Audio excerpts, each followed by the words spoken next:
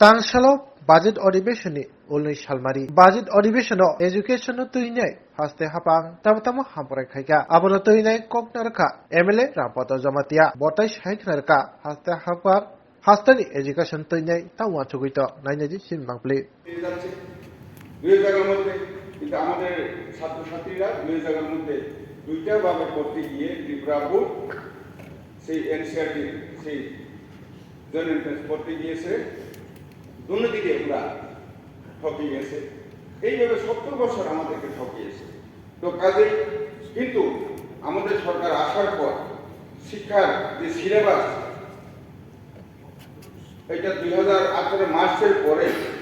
এবং বিশেষ করে 2019-এ one nation one curriculum SCERT adopt করে এনসিআরটি কারিকুলামগুলি এবং সিলেবাসগুলি আমাদের সরকার আমাদের বিজেপি আইপিপি সরকার এসে এটাকে অ্যাডপ্ট করে এতে আমাদের কিন্তু এটা ফল পেতে সময় লাগবে হয়তো বা আরো কমসে কম 25 থেকে 50 বছর সময় লেগে যাবে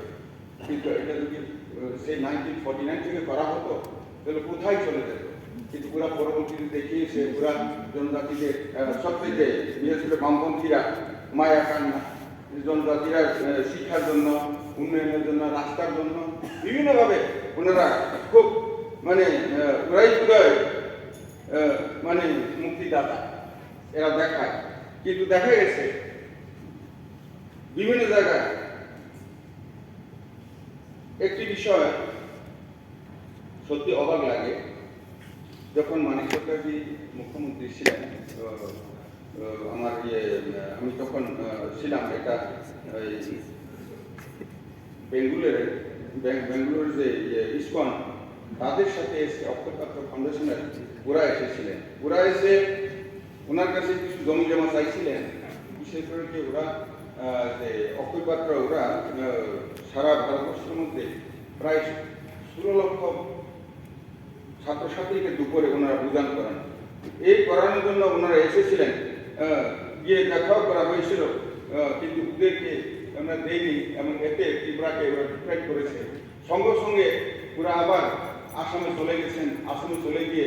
হেমন্ত বিশ্ব শর্মার নেতৃত্বে যেটা চলছিল ওইখানে গেছেন উনি সঙ্গে সঙ্গে আমি নিয়ম ওদেরকে দিয়ে দিয়েছে ওইখানে 50,000 ছাত্রছাত্রীকে দুপুরে ভালো ভোজন করাচ্ছে ওইখানে কিন্তু আমাদের এখানে এটা করা হয়নি তার জন্য অথচ ওরা অক্ষয়পাত্র ফাউন্ডেশন ওনারা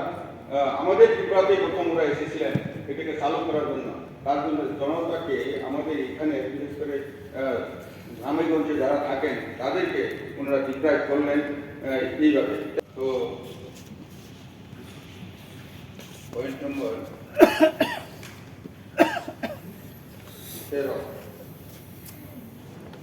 2023-24 অর্থবর্ষে একটি রাষ্ট্রীয় শিক্ষানীতি ও 2020 বাস্তবায়িত করা হয়েছে এবং সেই অনুযায়ী পাঠ্যক্রম ও নিয়মাবলী চালু করা হয়েছে 2024-25 অর্থবর্ষে IITF এর অধীনে 21টি মাধ্যমিক স্কুল উচ্চ মাধ্যমিক ও মাধ্যমিক স্তরের বিদ্যালয়ে নতুন ভবন নির্মাণ করা হবে যার জন্য 130 কোটি 8 লক্ষ টাকা ব্যয় করা হবে বিশেষ করে আমাদের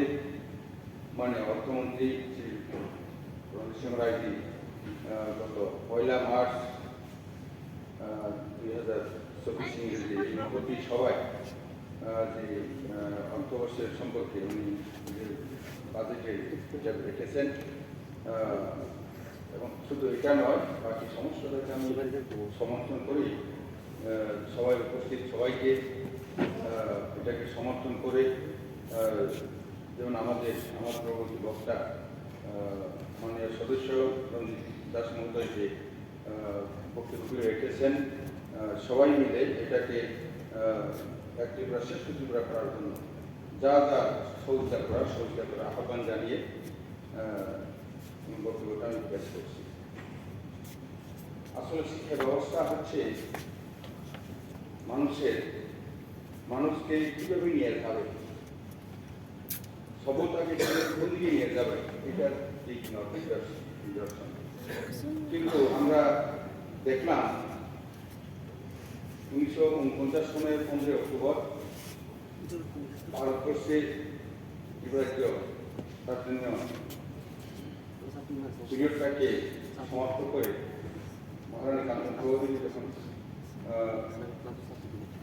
যোগ দেওয়ার জন্য একটা মার্জার এগ্রিমেন্ট করে দিলেন, তখন থেকেই আমাদের শিক্ষানীতি ভারতবর্ষে যেটা চলতো এটা হওয়া উচিত ছিল। কিন্তু 35 বছর কংগ্রেসের শাসন, সিপিএমের 35 বছর শাসন, ওনারা কেউ এটা স্বীকার করেনি এবং এটা করেছে আলাদা একটা ভাষা মাধ্যমে ত্রিপুরা ভুল চালু করে এখানে আমাদের যে জেনারেশন তাদেরকে বিগত 70 বছর ওরা ঠকিয়েছে। যেমন আমাদের ক্লাস 12 পর যখন আমাদের ছাত্রছাত্রীর সন্তানরা উচ্চশিক্ষার জন্য যখন ওরা যাবে বিভিন্ন কলেজে, ইউনিভার্সিটিতে,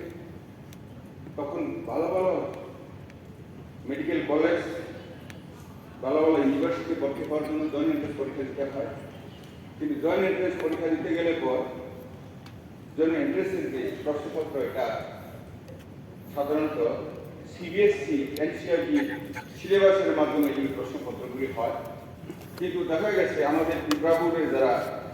ক্লাস 12 পরীক্ষা দিচ্ছে, ওরা ত্রিপুরা বোর্ডের আলাদা একটা বেঙ্গলি মিডিয়ামের মধ্যে পরীক্ষা দিচ্ছে। ওনারা শিখেছে ক্লাস 1 থেকে 12 পর্যন্ত আমাদের ত্রিপুরা বোর্ডের, কিন্তু উচ্চশিক্ষা যখন যাবে তখন ওদেরকে সেই এনসিইআরটির মাধ্যমে পরীক্ষা দিতে হয়। এবং দেখা গেছে যারা কিছু পয়সা মানে পয়সা থাকলেও মেরিট লিস্টের মধ্যে দেখা গেছে যে উচ্চশিক্ষা নেওয়ার জন্য জেনারেল পরীক্ষার জন্য আলাদাভাবে ওদের প্রাইভেট পড়িয়ে শিখিয়ে আলাদা সিলেবাস পড়াতে হচ্ছে উচ্চশিক্ষার জন্য। আর এইদিকে দেখা গেছে যে মেইন 12 ক্লাসেরও এটা মার্কসের কিছু তারতম্য থাকে, ওইটাকে বাড়ানোর জন্য ওইটাকে করতে হয়। তার মানে দুটো দিকে করতে গিয়ে ছেড়ে জেনারেলি যারা ভারতবর্ষের সিবিএসসির যে কোর্সে যারা পড়াশোনা করে জয়েন্ট এন্ট্রান্সে অ্যাটেন্ড করছে তাদের সাথে পারা হচ্ছে না। এতে দেখা গেছে যে ডাক্তার শুধু পেয়েছে, কিন্তু এই ডাক্তার বলতে গেলে পরে দেখা গেছে পশু ডাক্তার, এলোপ্যাথিকের ডাক্তার হচ্ছে না। কারণ ভালো ভালো ইউনিভার্সিটিতে ভালো ভালো মেডিকেল কলেজে সুযোগ পাচ্ছে না। কারণ দুইভাবে পড়তে গিয়ে ওদের প্রেশার, ডাবল প্রেশার হওয়ার কারণে